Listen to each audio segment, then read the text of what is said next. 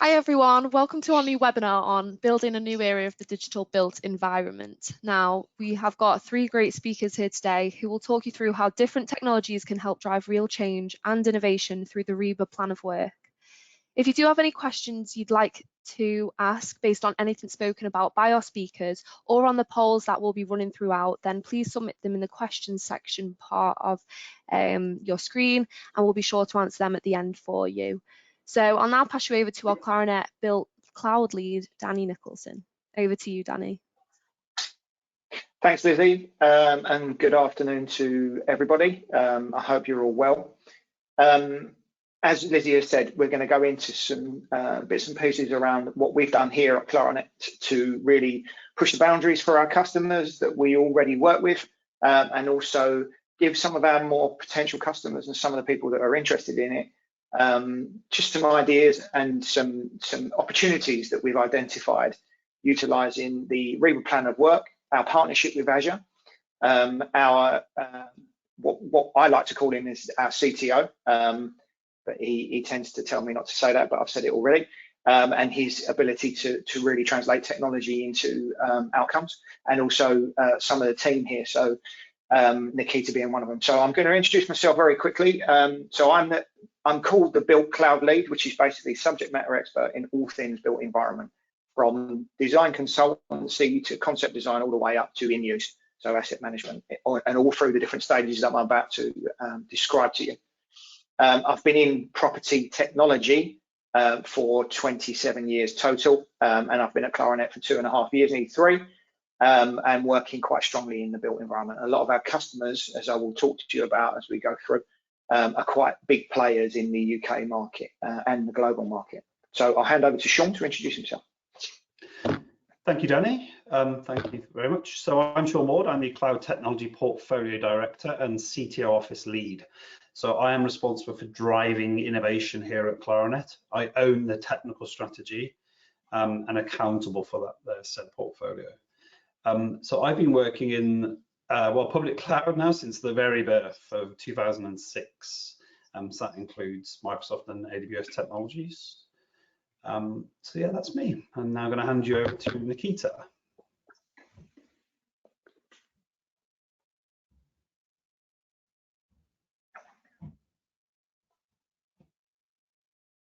Nikita, we can't hear. Hi, Nikita. Yeah, we're unable to hear you. I'm not sure if you want to mute yourself and then unmute yourself there.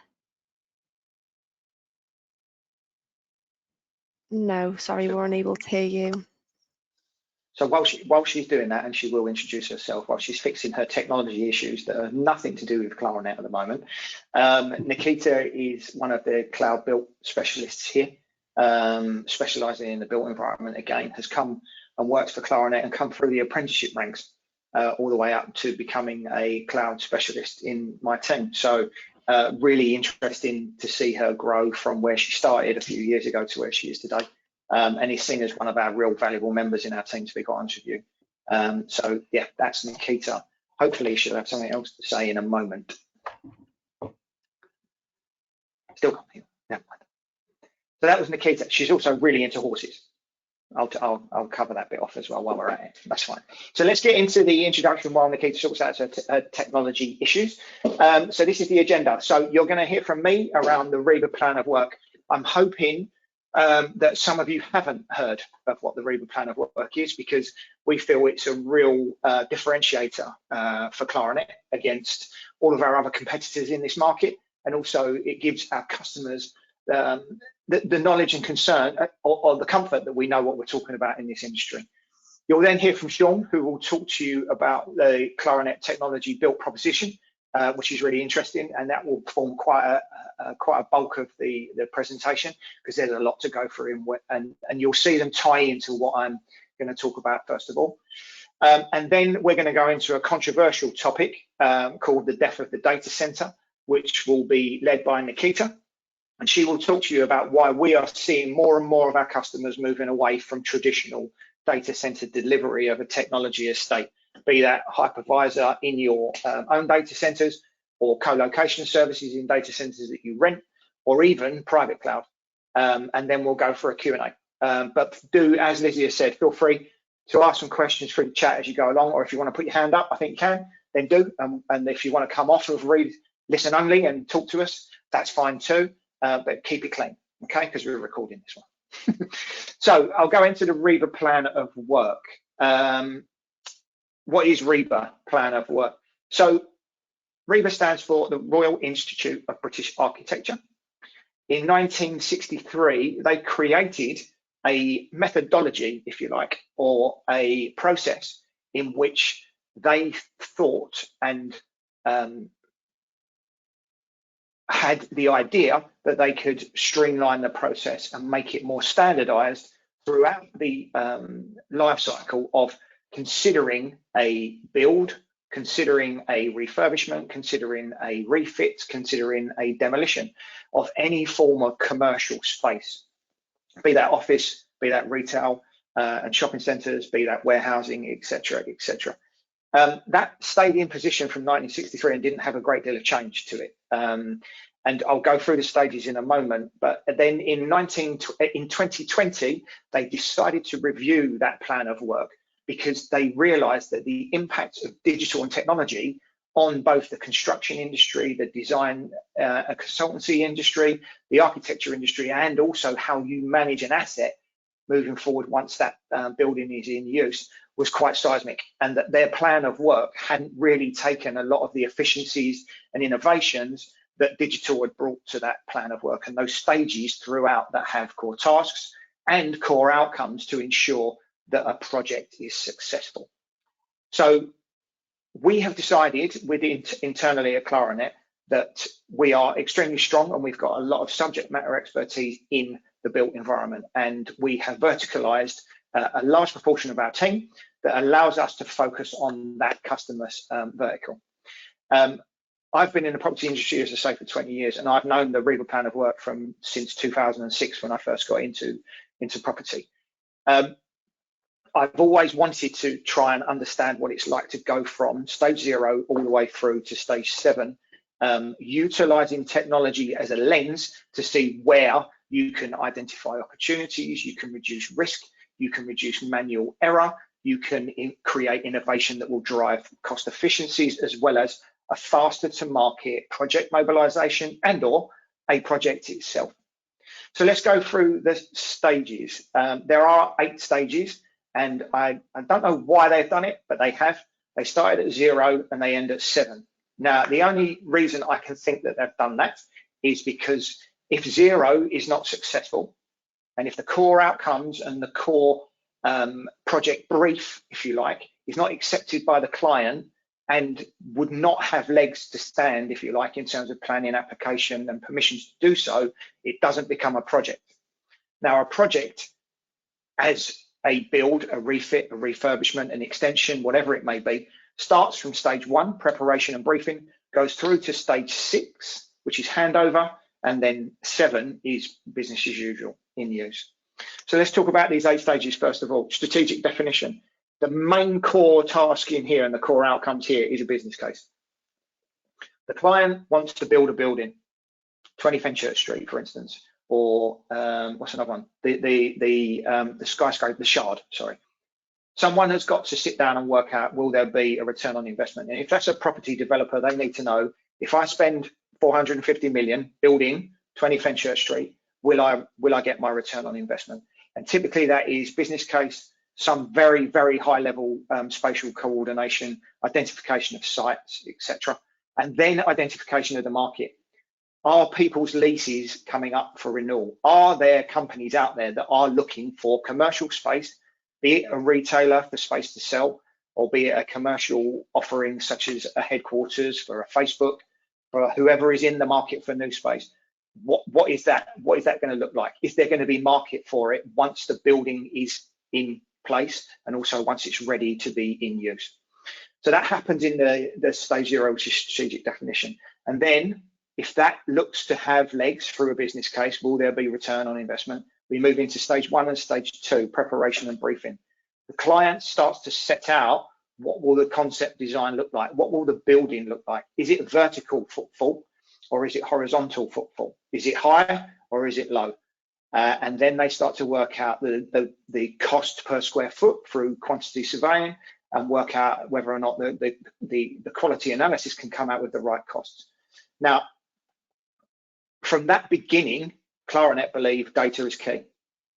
You've got a bunch of content, you've got a bunch of collateral that you are starting to create through things such as drawings, the business case itself, financial analysis, forecasting of budgets, forecasting of revenue, forecasting of lease revenue, etc., that has an impact on your planning permission, and it also has an impact on the project overall. So data becomes massively important, and that is both structured and unstructured data. So blob stuff that would sit in a SQL database or some proprietary system, and or unstructured data, which is files, documents, Excel spreadsheets, typically when you're talking about finance. And then you start to get into the world of CAD drawings and concept drawings. And we believe that data is the key, the foundation to that as you go through these stages. So from concept design, where they've decided what it's going to look like, will it be tall? Will it be wide? What will it look like? How will it serve the community? How will it serve their occupiers and their tenants?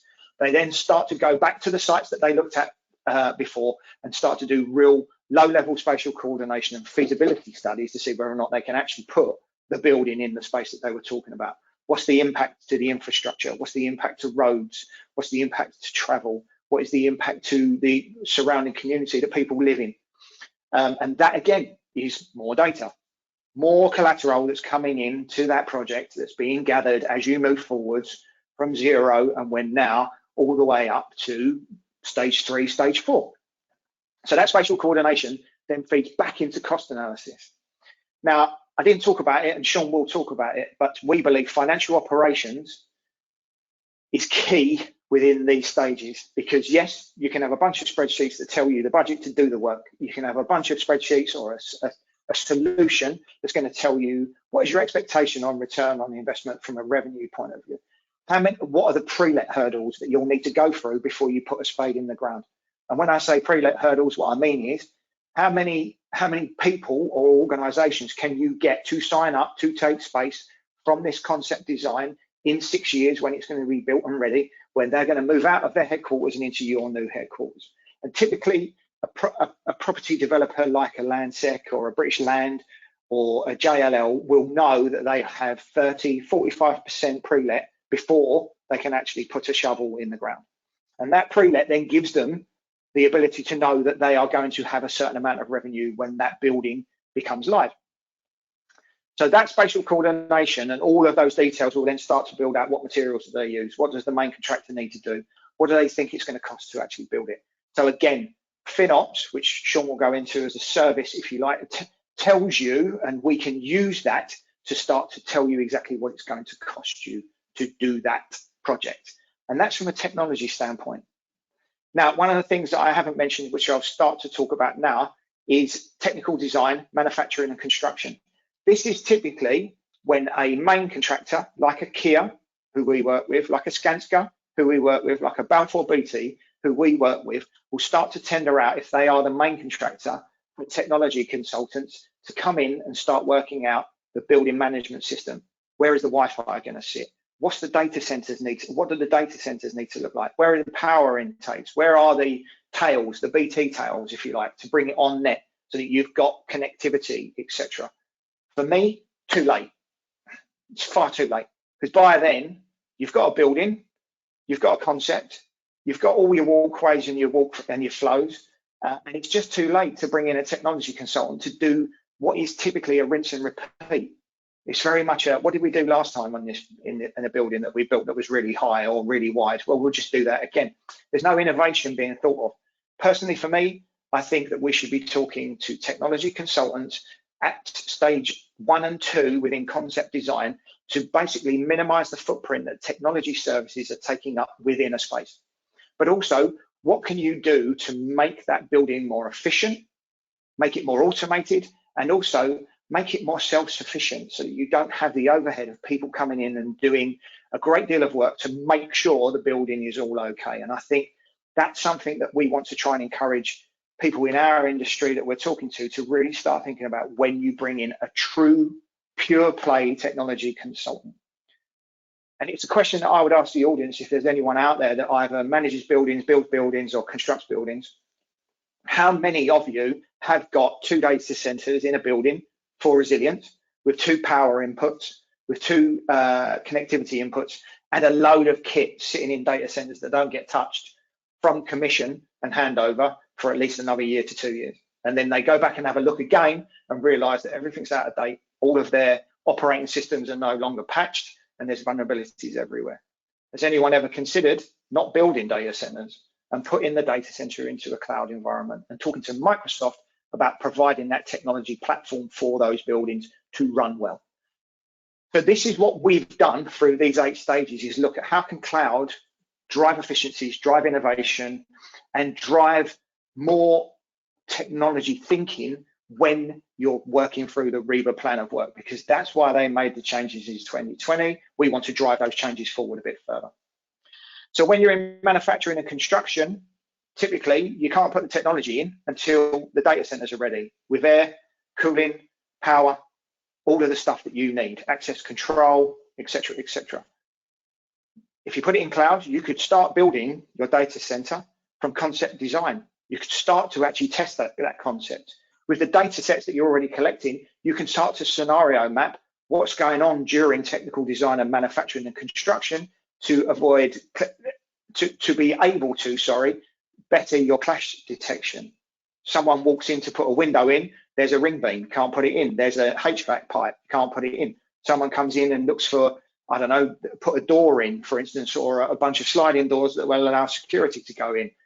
There isn't a door space there.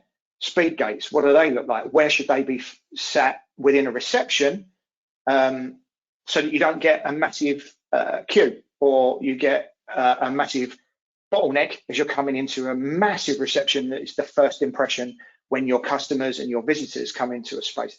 Data allows you to model this, allows you to scenario plan this off-site, nothing physical, and ensure that you get less risk, you get less errors when you get to site, which moves on into what the project looks like. So the data that you've got from the project, how can we start to use technology and cloud to ensure that you're managing your supply chain, and you're managing your materials, and you're managing your humans on site?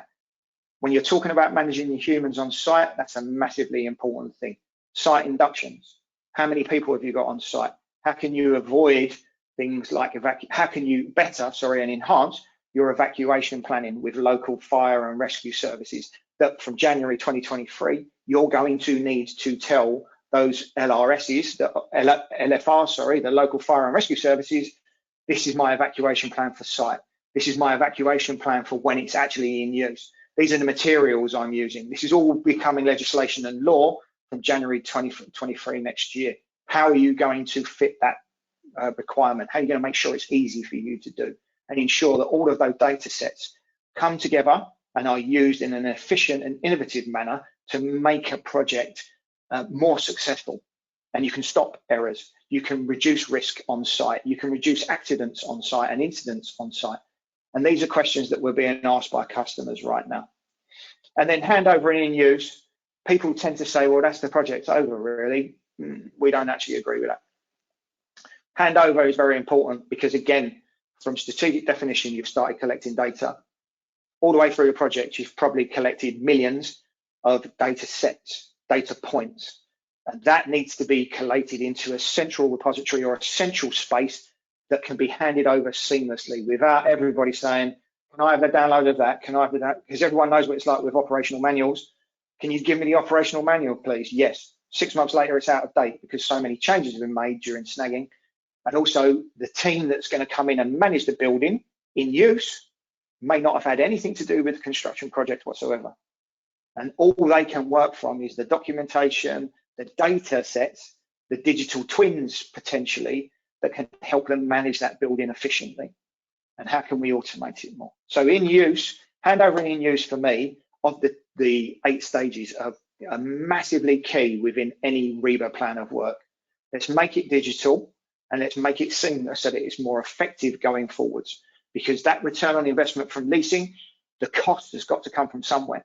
So let's make sure that those overheads, if you like, or the margins that you're making are greater, purely because you can you can be more efficient utilizing technology in handover and in use.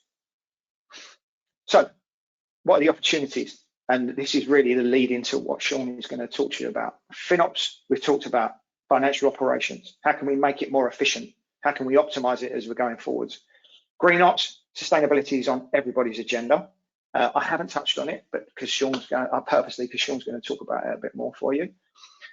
But the bottom one for me is there for a reason, because it's holding everything up. Data and insights.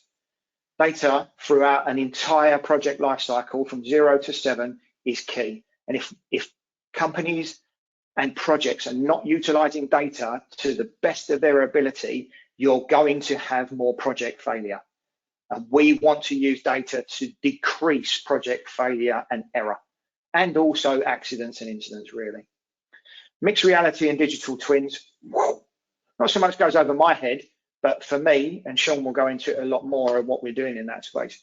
Digital twins and mixed reality has to have an outcome. What are you going to do with it? Worst thing you can ever have is a conversation about, I want a digital twin. Okay, what for? What do you want to do with it? How do you want to use it? A digital twin of what? So these are the things that we'll talk about in terms of built sector challenges. So those are the opportunities. So let's move on. So a poll. Ooh. So first question. Before, and I touched on it at the beginning. Before this, did you know what the REBA plan of work was? And I'd be really interested to know if anyone did.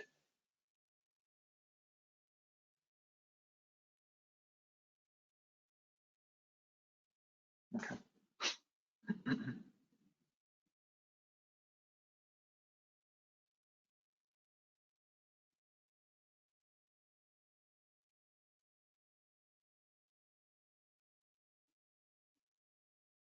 Oh wow, 67% didn't. Excellent. Well, hopefully that's given you a very quick fly through as to what REBA was, but please, at the end of the whole webinar, there'll be some contact details, etc. Please reach out to me, because there's a lot more to go into. It is a massive topic for us. We ran a project from start to finish as a mock, as a case study internally. We've got a lot of content around this, and we've got a lot of things to say about this. So that's excellent. Thanks very much.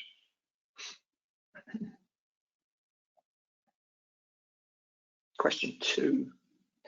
Is digital sustainability a company initiative right now? Now, the answer to this will help Sean really pitch what he's talking about from a GreenOps point of view, for sure. But I'd be interested to see this.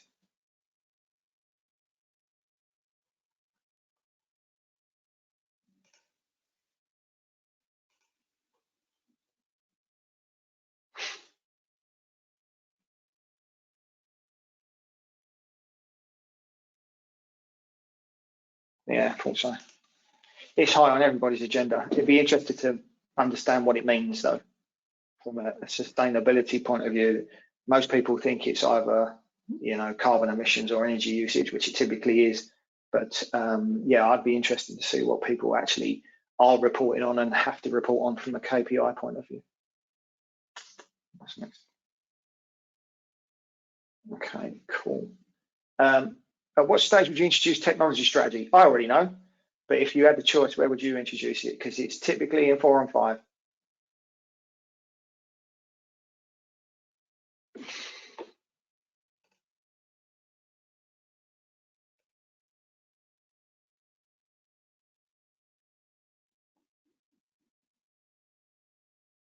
Oh, 2 and 3, nice. Well done, everybody. Right answer. At least there were, whoever is on, at least you were listening. Brilliant. Okay. Good stuff. Okay, so let's move on. Mr. Sean Ward, over to you. Thank you, Danny. Thanks for that. Very insightful as usual. So, yeah, I'm Sean Ward. I'm the Cloud Technology Portfolio Director, and I'm going to talk to you about just some of the trends that are happening across the technology propositions and what we have here at Clarinet, and just some of the things that I'm genuinely talking about to all of our customers in the built sector, as well as other sectors as well. So, yeah let's move on. So, one of the biggest sector challenges I'm seeing at the moment is this first one that pops up, and that's actually operationalizing IT. So what does that mean? So there's lots of technology solutions out there that are fixing challenges, and they're solving issues, and there's duplication of technology, and the hyperscalers, Microsoft, etc., pushing certain technologies. But where I'm talking to customers at the moment and where they're getting tripped up, and the biggest challenge is actually, well, how do we actually operationalize that IT solution across the business? And I'll come to that in a second. So if we just keep rolling this slide on, please, Lizzie. And another one is culture around the clouds, cloud and centers of excellence. So again, similar to operationalizing, once we've actually put in technology solutions, how do we establish a culture? Different cultures, what are the best ways of working? Well, how is the best way to consume and adopt this technology? I'm not full of cheesy quotes, but culture eats strategy for breakfast. So essentially, if you put down a technology solution and no one adopts it, it's going to fail. So here at Clarinet, we're very mindful and very strong on establishing cloud centers of excellence. FinOps and GreenOps, so financial operations.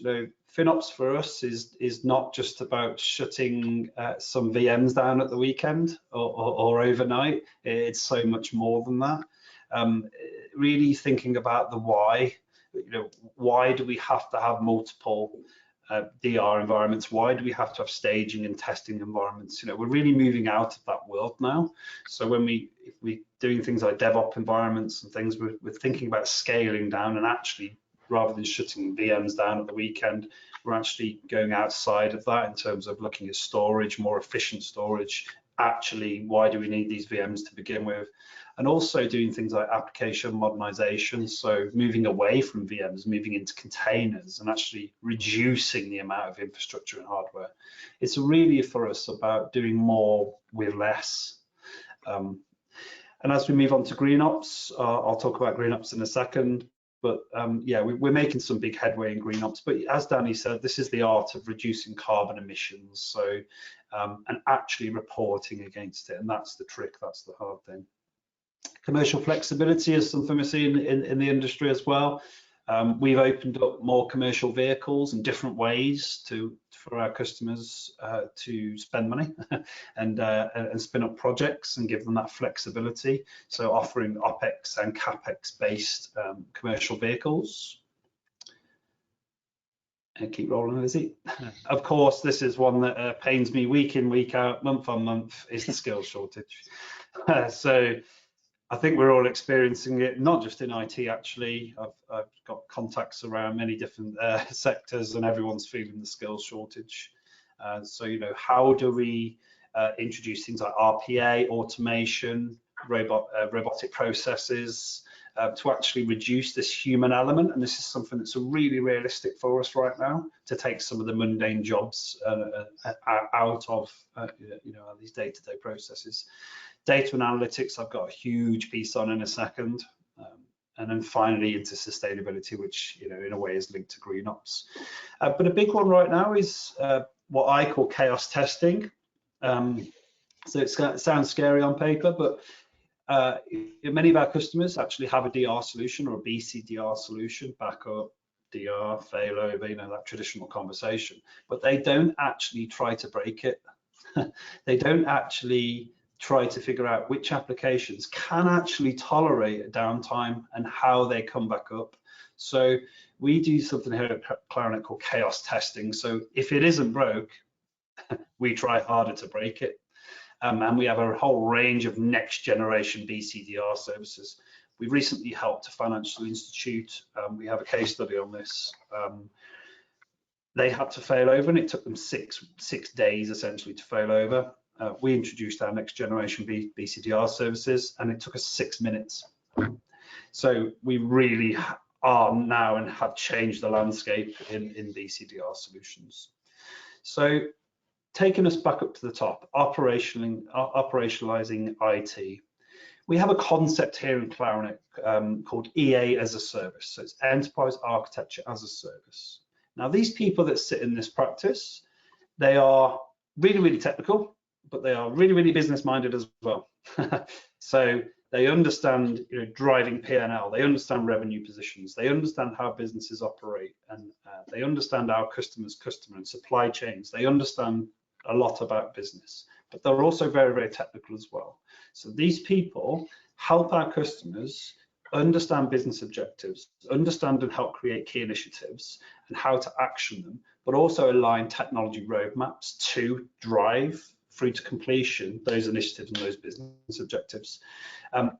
When we couple these people with really smart people like Danny on the call here, who knows the built industry and knows the construction industry and has lots of heritage in that, we become a very powerful force, because we can actually then start to help the built industry really drive and consume the right technology, and doing less with more.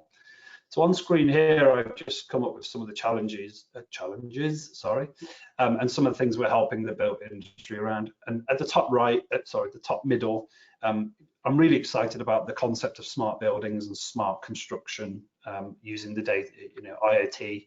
There's billions of IoT sensors out there now, and there's billions more to choose from. So this opens up a whole world of us through things like smart logistics. So tracking, tracking those, I'm making this up, tracking those air conditioning units on the ship coming from China, or tracking those other units that are coming from a truck in Germany, and so on and so forth.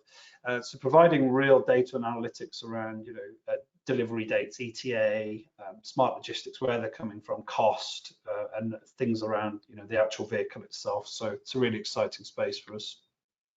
But also the EA practice helps with some of the other things. So new and emerging technology. We appreciate that it's quite hard sometimes for some of our clients to keep up with the fast pace of technology, especially given, a few weeks ago it was Microsoft Ignite, and they must have released about 1,000 things. So how do we help our customers understand how that affects the technology landscape both today and in the future? The EA practice can help with large and complex IT modernization programs and things like managing high levels of uncertainty and emerging risks. So how do we use technology to actually get out of some of these things? So the EA practice is really designed to be ingrained and help our customers and sit with our customers, understand business objectives that are specific to the built industry, and then drive these initiatives through technology. It helps bridge the gap between why are we even thinking about this technology? Why are we moving to cloud? Not just from a technical reason, but a business reason as well. And that's really important right now. Lizzie, you roll that on, please.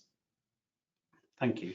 Now, here's just some of the menu, and I won't go through it line by line, box by box, but here's just some of the menu items and some of the things that we get involved in from the EA as a service. And you can see that a lot of these are not technical. So if I go from the top left, we help our customers with initiatives, so business initiatives and viewpoint framing. So if we spin up this initiative or these initiatives, what is the viewpoint for that? How do we frame it back to the board and the business and the investors and the customers and everything else? How do we actually frame that in such a way that it can drive success for the business? Things like helping our customers with gap analysis and strategies, both in their capability and their capacity, or their technology strategies. So actually doing that gap analysis there. If I cast our eyes over to the right hand side, we help our customers obtain things like reference architecture, so making things templated, so easy to repeat models. We obviously help with data, which I'll talk about in a second, apps and technology standards. So perhaps there's some kind of regulatory or compliance framework that suggests that you need to do something in a certain way. We can help with that. And then moving down into the lines, kind of helping our customers reduce cost to serve, perhaps through automation, through infrastructure as code, through modernizing applications. There's a whole list of technology that can kind of help drive that. And then moving down through that, we can help through knowledge management, learning and development, and actually getting involved in the culture of why we're supplying this technology, why we're doing it. Well, that's the point. We're not supplying it. We're actually providing, a real partnership there and helping our customers absorb and consume that knowledge around that piece of technology or that business initiative. So you can see EA as a service here, the world, and I'm definitely seeing this now. I spend a lot of my time with CIOs and CTOs. This is their biggest concern now. It's okay, you know, technology not so much now, but how do I actually install a culture into my business that helps me achieve business objectives? This is what the EA as a service does. So this is a really exciting space for us. So yeah, that's not technology specific, but I wanted to cover the consultancy piece there. So I'm going to move into some of the technology solutions that are really popular right now in the built sector, and not just the built sector. You know, there's other sectors as well that this is applicable to, but we do build specific what I call propositions. And just for the record, we have a very rich catalog portfolio in Clarinet of technology solutions, as you can imagine. But what I always try to do is join some services up, so 2, 3, 4 services that actually solves a true business challenge in the sector, not just for one customer, but you know, for the whole sector itself. And that I call a proposition. So this is what I'm going to talk about now. And the biggest one, of course, everybody talks about it, is data right now. But it's quite ambiguous when someone comes to me and says, Sean, I want to do data. That's very ambiguous, and that's the same as saying, you know, Sean, I want to do cloud. So let me just kind of roll on what I mean around data, and specifically to the built industry. So what we need to do first is, I see customers that end up in paralysis by analysis. So they end up having weeks and weeks and months and maybe years of planning and trying to figure out what to do. And they end up paralyzed because they're just overanalyzing things. So what we tend to do here is we take customers on a journey, and we just say, collect the data. Build a platform, very basic platform, storage, some logic in there, collect data. Because you might even throw away 90% of that data or archive it, but at least you have it. And then when you have the data, you can actually then start to do clever stuff and figure out, how is this data helping me? What audiences do I need to present this data to? How do they consume it? Is that through Power BI, through Tableau, through, you know, lots of other platforms out there to consume? So what we do is we take our customers on this journey and say, don't worry so much about the outputs for now, just collect the data, ingest, and then we can help our customers understand the value they get from that data. So we take them on this kind of 6-step journey, really, of scoping. So what is the business problem? You tell us your problem that's specific. It might be finance, it might be in finance, you might want to create new revenue streams, you might need to speed up the reporting to certain departments. You know, there's a million things I could think of here. So we scope that, and then we assess where those data sources actually are. And you know, they can be as basic as Danny said, an Excel spreadsheet. They can be as complicated as a Cosmos SQL database. It doesn't matter. It doesn't matter at all, because we can just ingest that data through CI/CD pipelines or other methods, and we can just ingest that into our data warehouse. And then when we have the data, we can then start to transform the data into something viewable. But my key tip here is, don't worry so much. Don't try and plan the whole thing and boil the ocean. It's not going to happen. Basic platform, ingest data, then we take a look at it. And then obviously moving around, we store the data, we analyze the data, and we visualize the data. That's the really important point there. So what value can we get from the data? Because, okay, Sean, I've moved terabytes and terabytes of building drawings or plans into my platform, but how does that help me? So I just want to give you a quick timeline of data and where we was. Now, we used to be in a world of descriptive analytics. Now, descriptive analytics, they're okay. They're about past customer behaviors. They can drive profitability of products and services reports. So, you know, I've got 10 of these and 4 of these and 6 of these. They can track business performance, but descriptive analytics are definitely in the past. It's everything that has happened. And we don't really want to be there, although that's sometimes useful, obviously. Then the world moved into predictive analytics, which was descriptive analytics, but now could predict future trends, preventative maintenance. So You know, this particular boiler had this part in, and there was a trend that this particular part kept failing every 12 months. I'm obviously making this up. So we start to move around preventative maintenance there, fault prediction, customer analytics, that type of thing. So that stuff's really, really useful. But now we're moving into a world of prescriptive analytics. Sorry. Now we're moving into a world of prescriptive analytics, which is predictive analytics, but telling you what to do about it. Now, this is brilliant, because if we can build platforms that take predictive analytics and take those key points, we can then start to do automated things. So if X happens, do Y, and then the Y could be fix the X. So you can have lots of automation in fixing things. That might be auto procurement of parts, RPA, price optimization. So again, I have to make all this up all the time, but if, let's say you have a certain unit of something and you get a price reduction if you buy more than 100, well, prescriptive analytics could start to do this for you and build it into cost models. So if you look at economies of scale across, you know, purchasing and procurement, so we're really helping customers understand and get a better view of the whys, really. And we call this business process mining. It's going down into CRM and specific to the built industry, coins and these other CRMs that are really helping our customers understand the why. Why are we ordering parts from China? Why are we ordering parts from Germany? Why are we doing this particular contract work with this contractor? So on and so forth. And then we really driving business value there. So I just wanted to show that in terms of that analytics journey. And then what I've done on screen here is your typical data lake in Azure. This is, you know, it's quite simple stuff. We have a data source on the left-hand side in the red blobs, in the red circles, sorry. So there are our sources. We ingest it into a data lake, or we use a particular tool. I'm not precious. I'll tell you what we use. We use Databricks. So we have a Databricks platform there, and we use pipelines. So once we've actually captured it into the data, we've got really smart people, data engineers, data scientists, and DevOps engineers, etc., that can help drive value.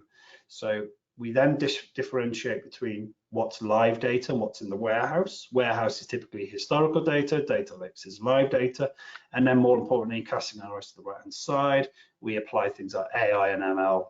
ML is really now becoming mainstream, which is quite scary. But yeah, machine learning is becoming real mainstream now in terms of learning the data and doing prescriptive analytics against it. But then we build dashboards around Power BI and help you as a customer consume this information across multiple layers of the business. So, you know, somebody towards the top of the business might need different data towards somebody a bit further down, etc. So we help you understand that and help you target that data. So once we've captured the data, which is really important, we can start then doing really cool stuff like digital twins. Thank you. So let's pretend we have, you know, a couple of thousand IoT devices out there, and we've stuck them in buildings, and they're on bridges and trains and planes and ships and you know, all this other stuff, weather stations, and there's really exciting areas for this.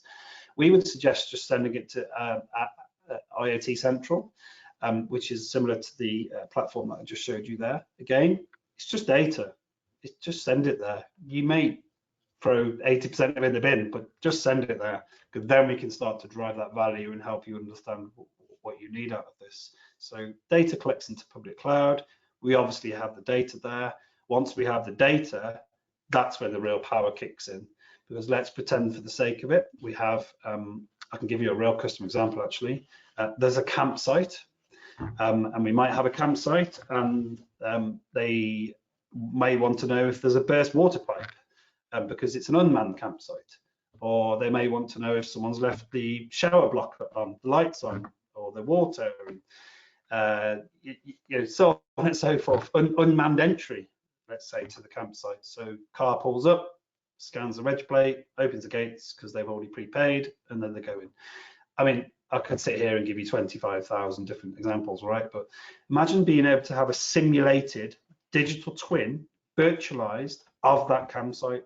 So the owners, the users, the engineers, the people that are interested could actually virtually walk around that campsite with things like HoloLens, Microsoft Azure visualization, but then monitor stress points within that site.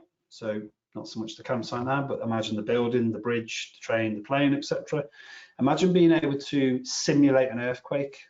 Imagine being able to simulate gale force winds at 50 miles an hour. You know, all this really cool stuff. And then actually, from the virtual digital twin, see the effects of these things. Because we're capturing the data. So I mean, you kind of only bound really by your imagination. So when we work with customers, we really try to understand, you know, small to begin with, and then large and grand later on. What are they actually trying to achieve, and what are they actually trying to feed back to the business? But I'm really excited about digital twins to see where that can go. And also, it's quite hard sometimes because we can't build a digital twin without our customers, because we need our customers to tell us what they need and then we build it. It's not like some other services where we can build a product, like build a product and then send it to market. It's quite difficult. So we really work closely with our customers through enterprise architecture, through that consultancy model, through our data practice, and help our customers understand what actually they need. And then once we have the data, which is key, we can then apply all the goodies and extras on top. So machine learning, AI, digital twin, HoloLens, visualization, such an exciting area for me. But I think what swamps the market, swamps people's and prevents people moving forward is a paralysis by analysis. They're trying to get the utopia out of the box straight away, and it doesn't work like that. So we really help our customers on that journey and to drive prediction and business value. So yeah, just to wrap that up, imagine being able to virtually model the physical world. And I've seen some really cool examples of this. And it's certainly something that we're playing lots of investment in at the moment. So yeah, you can see that the trends in the market across built really are about data. There's other trends as well. So I mentioned next generation BCDR. We have lots of customers looking to containerize their applications and reduce that virtual machine workload. But the really exciting space for me in the built industry is data, data, data. I can't really stress that enough. But GreenOps on top of that. So imagine, GreenOps is the art of not just tracking carbon emissions, because we've all got carbon emissions impact and payload in the data centers, etc., as Danny was talking about there. But for me, turning your virtual machines off overnight or at the weekend is not technically GreenOps, because if you physically walked into that data center, that physical machine is still going to be kicking out heat and it's going to be running. So here at Clarinet, we're really excited about GreenOps. And if you roll this slide, please, Lizzie. Oh, there you go. We're doing things like these bullets here and trying to go above and beyond that message of just saying shut down, shut down virtual machines. So not only are we trying to do containers because they're much cleaner on the data center and the environment, but also trying to help our customers understand, do they even need these lots of virtual machines? Do they need this storage? Do they need these data center footprints? But also trying to clean up the code as well. So imagine being able to reduce payload on CPU, memory, and disk by actually creating greener code, more efficient code, so that the applications and virtual machines are actually running so much quieter and a lot less on the resource. So again, a really exciting space for us. But we have dashboards. So if you're being driven to provide reports and advisory on the amount of carbon emissions, then we have tools already that can do this and dashboards that we can provide. And we have a full-on GreenOps service. We were actually the first to market with it, that can actually identify the opportunities to optimize and actually give you a reading and a dashboard that can tell you your carbon emissions across your IT footprint. So again, it's early days for sustainability, I think, in general. But yeah, we've got some really good future visions and the direction of approach for this. So that's me in terms of the technology strategy for now. I could probably talk a lot more, but Nikita won't be happy with me. And we have a lot more in portfolio, so I'd really welcome a conversation another day. But as Danny, I just want to run this quick poll. And the first one is operationalizing your IT an issue? So in other words, are you struggling to actually make sense of operationalizing IT holistically across the business, so that it benefits everybody and not just one department or one area?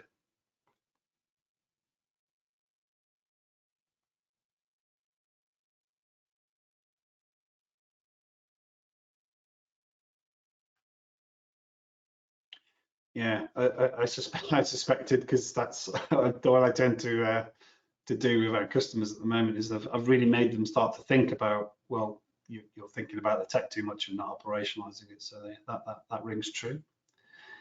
And we just got two more. So yeah, as we move forward, are you preparing for larger data landscapes? I'll be honest with you, I was talking to a customer just this week who are consuming 250 gigabytes of data per day.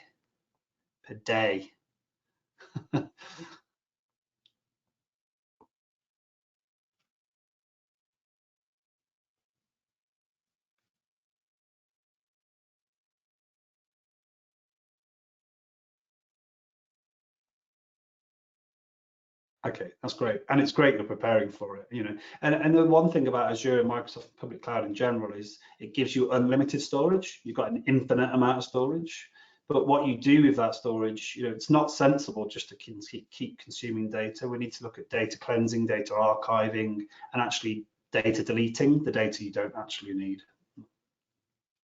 And then finally, do you struggle to align technology to business objectives? So you've got a business objective to, I don't know, open up new revenue streams, drive down bottom line costs, etc. How do you actually make that correlation between technology to help you achieve that business objective?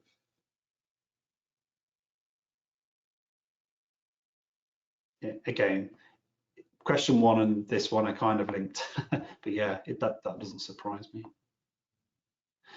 Okay, I'm going to thank everyone for their time, and I'm going to hand over to Nikita. Hopefully the microphone is working, Nikita. Thank you. Okay, hello. Hopefully you can all hear me now. Can you? Yeah, Danny's nodding at me. That's great. It was almost the death of my audio there, rather than the death of the data center, wasn't it? So, but right, so the death of the data center. I think when you have a title like that, it generally provokes one of two reactions in people. Either a strong opinion or against. I think there's some that believe they're going to have data centers for many years to come. And then there's loads of organizations that are adopting cloud first approaches with defined strategies to get out of their data centers and modernize their IT estate. And then the second reaction is generally one of curiosity of why the business such as Clarinet saying it's the death of the data center. Could we be doing things differently? Should we be doing things differently? Or are our competitors leaving data centers? And that curiosity or push to think of course helped by the soaring energy prices of how much is that data center costing you today, or perhaps more importantly, what is it going to be costing you in years to come, and what effect does that have on your budget and overall business?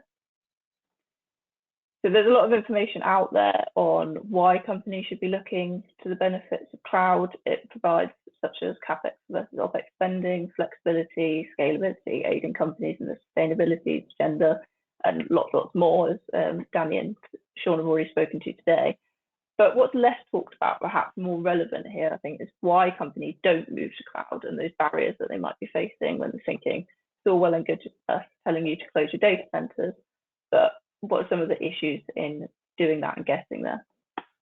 And there's three things I think we most commonly hear when talking to customers, and that is we don't have the time and the resources for a large-scale migration. I think like many areas of the built world, the IT industry has also seen that skill shortage, as my colleagues have already spoken to today. The market's really competitive and organizations are struggling to fill those positions, which often leaves existing teams juggling the day-to-day running of the business, leaving less time for those strategic initiatives and upskilling that's really going to take the business further and push into those next steps and perhaps all the exciting things like the data. Or equally, perhaps you and your team are ready to move to cloud, but others in your organization are resistant to that change. They might not believe in the benefits that is talked about with cloud, the cost efficiency, scalability, performance, security benefits, and perhaps not quite, they don't believe they're as good as what they're said to be. And there's nothing wrong with how you're doing it now. It's about challenging the status quo that's the challenge within your business. Or it may be the cost, that there isn't the budget for the large scale migration. Moving through to the CapEx model, cloud may seem attractive, but the initial outlay to get there and to proceed with that migration is stopping it from getting started. Or maybe there's those in these organizations who are skeptical of the cost of cloud, and they're concerned that actually you're going to get into the cloud, and without the right governance and controls in place, the costs are going to spiral.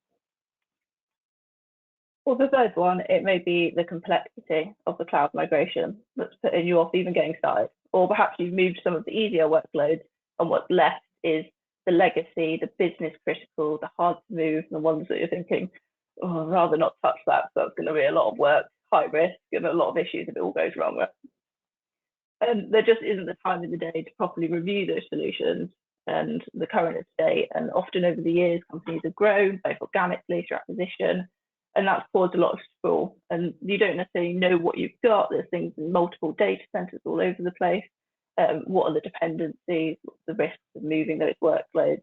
And all of that perhaps needs to be considered before starting on that migration. Now, hopefully you're thinking, yeah, one or two of those ring true to my business. And to that I'd say, have you considered Azure VMware solution? So essentially, AVS is a Microsoft service verified by VMware that sits on Azure infrastructure. So you can seamlessly move your VMware-based workloads from your data center to Azure and integrate your VMware environment with Azure. So this is a Microsoft slide I just wanted to put in there as a sort of game of spot the difference, if you like, between the DC on your left and your vCenter and Azure on the right. And essentially, there's no difference, right? The only difference is that rather than costing you a bomb to have it sat on your DC, that you have it sat on Azure infrastructure. And you can start integrating it with those cloud native services such as Azure Monitor, Active Directory, Azure Security Services, and I mean the list goes on of all the Azure services you could integrate. And at a high level, it doesn't need to be much more complicated than that. It's the same management, same tooling, the apps stay as they are, using replicated assist vMotion, zero downtime and business impact. Your connectivity is stretched, so your IP stay the same.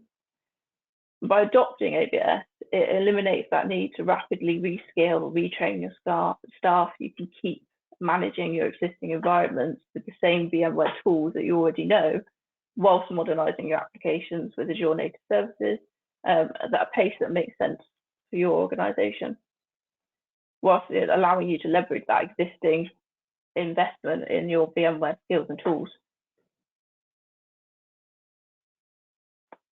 So these common barriers that come with the traditional migration are overcome by the AVS migration. So things that I spoke about at the beginning, like the lack of time and resources, skill sets and existing tooling remain the same, limiting the need to immediately upskill your staff and not upsetting the status quo, zero downtime and business impact in the migration. That can be done at pace, making move to cloud possible in a few months rather than a few years. So even if it does tie up those resources and stuff that you've got, it's not going to be a years and years migration. And the cost point of view, AVS provides a consumption-based billing model. As part of the migration planning process, the existing estate can be assessed, including the decommissioning, any unnecessary resources, and then multiple funding options as well that we can speak to offset some of those initial costs in the migration. And then finally, that complexity and risks associated with the traditional migration are greatly reduced through a migration with AVS. It's the same app, same tool set, same skills, sat in Azure rather than a DC that you have to secure and man and heat and manage and run on a day-to-day basis, which is going to cost you both time and money. So really, hopefully that was enough to make you think maybe there's an option to get out of your DC and to move to AVS. But why do it with Clarinet? Why not just go off and research and do it by yourself? So I think really the most compelling thing isn't for me to tell you that Clarinet is great, but to talk to a customer in your sector that we've done this for and who says we're great. So if we'll take a look at Kia, so we migrated 800 VMs for them in less than 4 months, and we only had 3 rollbacks. So part of that process, we decommissioned 600 of their legacy resources, migrated 640 servers and 135 applications. As part of that as well, we secured over £100,000 in Microsoft funding for Kia as well, saving them a lot of money. So that is a publicly referenceable case study, and it should be available to you as part of your handouts on this webinar, so you can download it and read the full case study and get out of the hardware game and stop feeding the energy fat cat. That's it on my section. We'll move to the Pulse. So, do you have any critical workloads in public cloud today?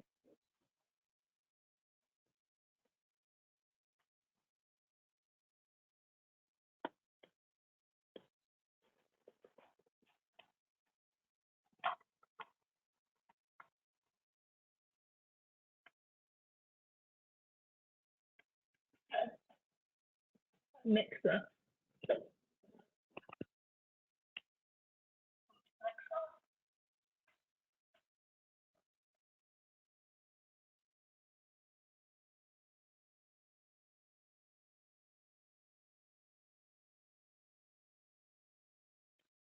Are you looking to exit your data center in the next 9 months?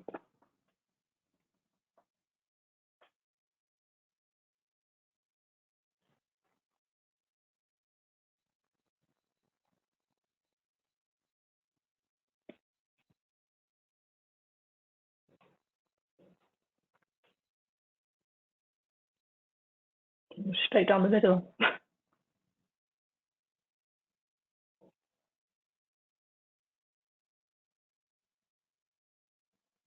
Would you run a pilot in AVS now if it was free of charge?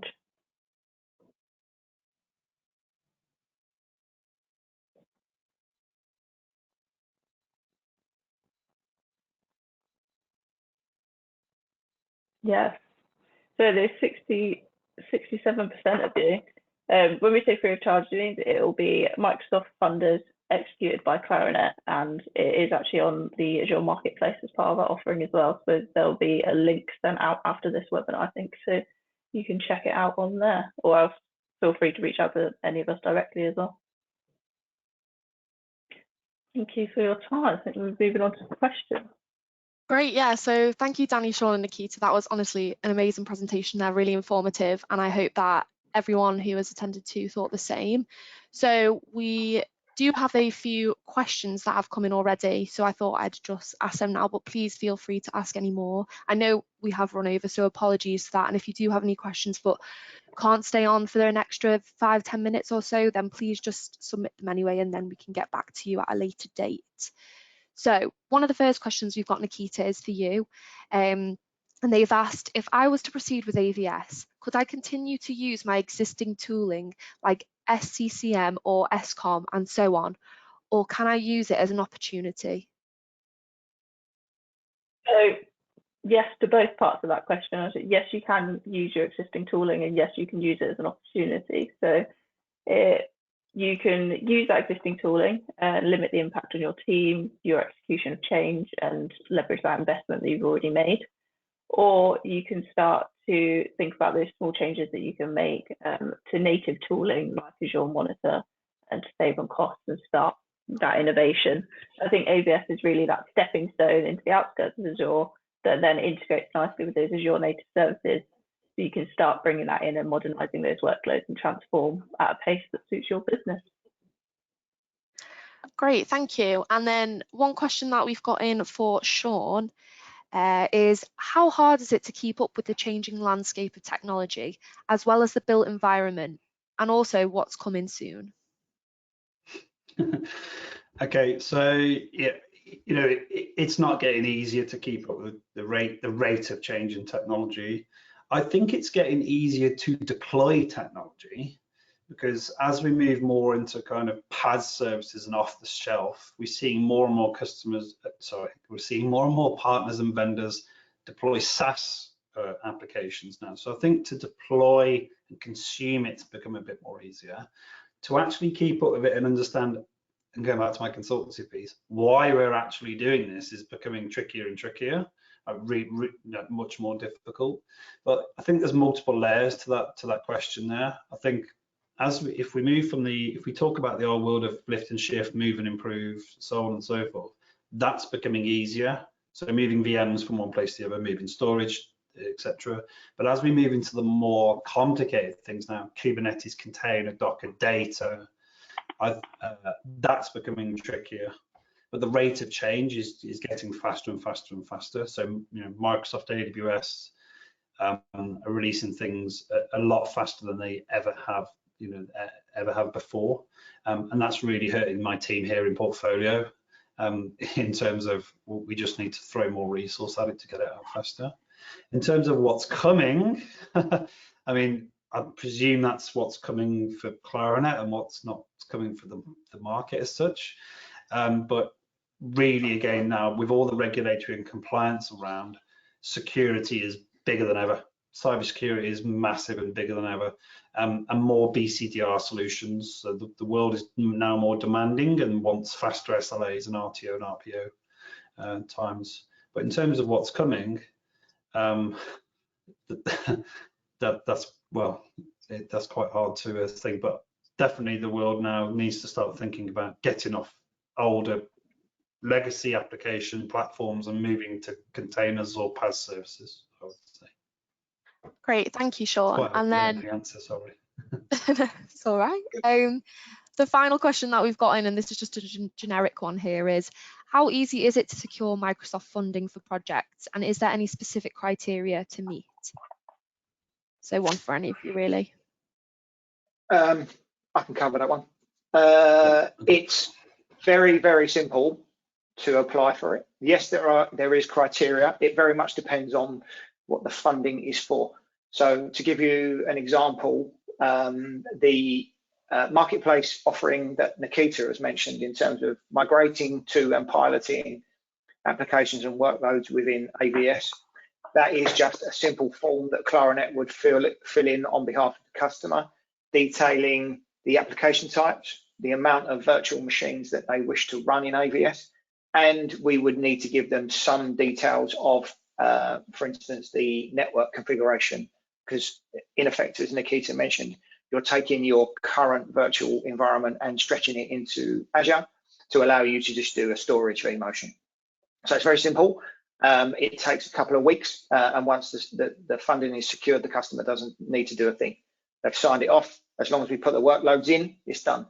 If it's a full migration to something like Azure fully, natively, so a whole data center lift and shift into Microsoft's Azure platform, again, it's a simple form working with your account team to ensure that you have a number of VMs, a number of SQL databases and or SQL instances and application types.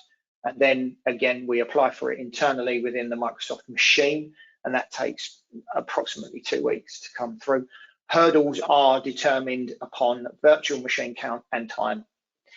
But I think one of the things to really point out is applying for Microsoft funding isn't difficult for Clarinet, because we've got a specialization that allows us to do that. A lot of managed partners like us don't have the accreditation to be able to do that.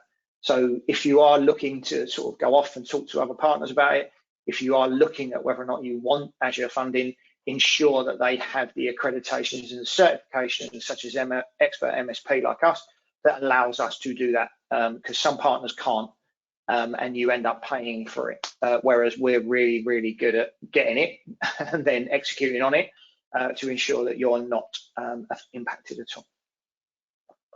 Hopefully that answers. If you want to reach out Oh, look at that. God, it's like we planned it.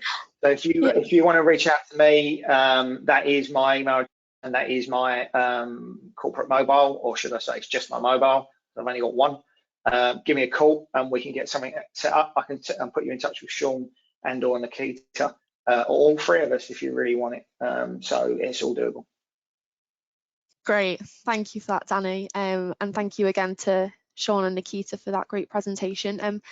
Yeah, like I said, there's contact details on the screen, but we do also have an upcoming webinar that we'd like you to keep your eyes out for, being held on the 8th of December, providing a more of a deep dive into the death of the data centre. So if that's something that does interest you, then please get registered. We'll be sending out some emails around that in the upcoming week. So yeah, thank you all again for that great presentation, and thank you to everyone who attended too. We'll hope to see you very soon.